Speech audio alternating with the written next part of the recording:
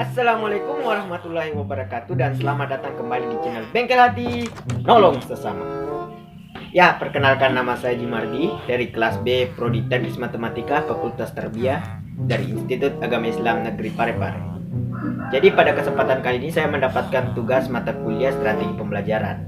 Nah, berbicara soal strategi, mungkin kita semua tidak asing lagi dengan yang namanya strategi. Ada strategi menyerang, strategi bertahan, dan strategi lainnya yang sering kita jumpai dalam kehidupan sehari-hari. Nah, pada video kali ini saya akan membahas salah satu strategi pembelajaran, yaitu strategi pembelajaran ekspositori. Penasaran? Intro dulu dong!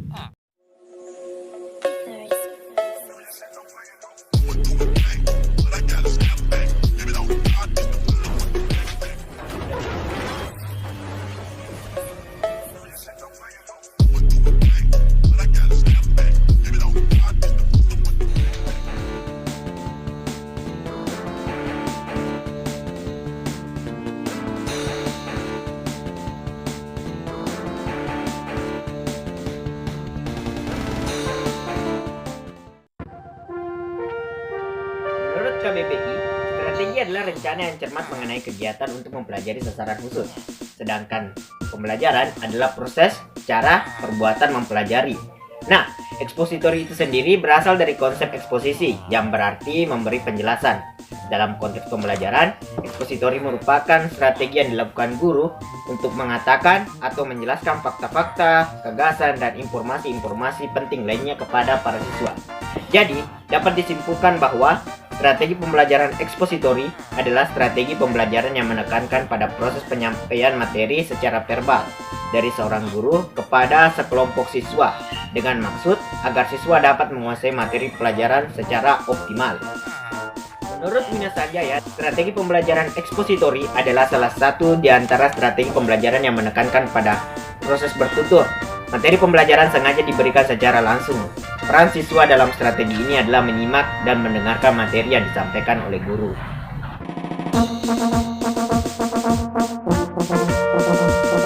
Strategi pembelajaran ekspositori adalah strategi pembelajaran yang menekankan kepada proses penyampaian materi pelajaran secara optimal.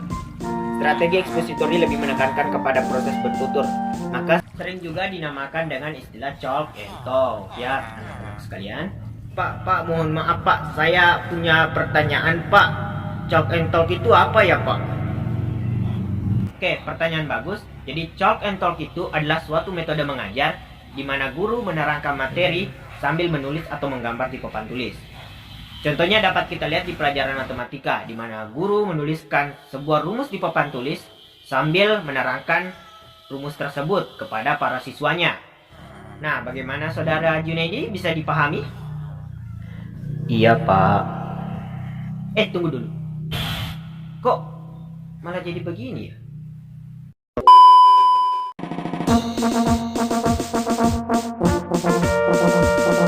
Dalam penggunaan strategi pembelajaran ekspositori, terdapat beberapa prinsip yang harus diperhatikan oleh setiap guru. Prinsip tersebut antara lain, yang pertama, berorientasi pada tujuan. Dalam hal ini, tujuan yang ingin dicapai dalam proses pembelajaran harus jelas.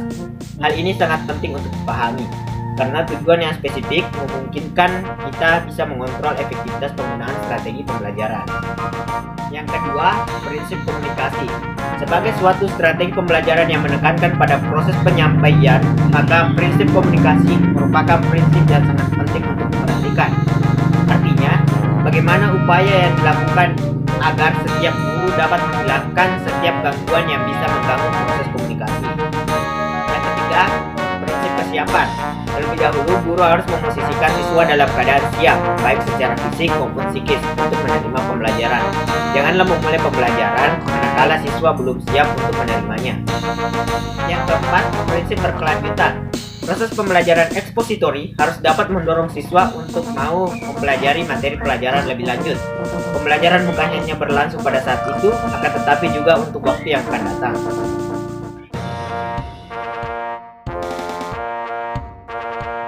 Prosedur merupakan suatu proses, langkah-langkah atau tahapan-tahapan dari serangkaian kegiatan yang saling berhubungan satu dengan yang lainnya. Langkah-langkah yang dilakukan dalam pelaksanaan strategi pembelajaran ekspositori antara lain persiapan, Tahap persiapan berkaitan dengan mempersiapkan siswa untuk menerima pelajaran. Dalam hal ini, guru mengkondisikan agar siswa siap belajar dengan memberikan sugesti positif. Penyajian. Langkah penyajian adalah langkah penyampaian materi pelajaran sesuai dengan persiapan yang telah dilakukan.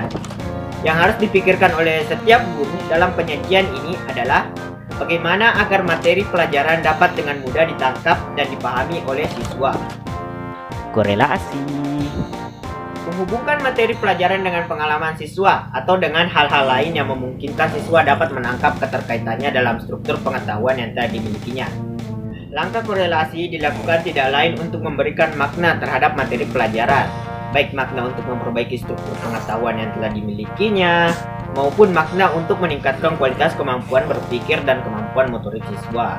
Menyimpulkan.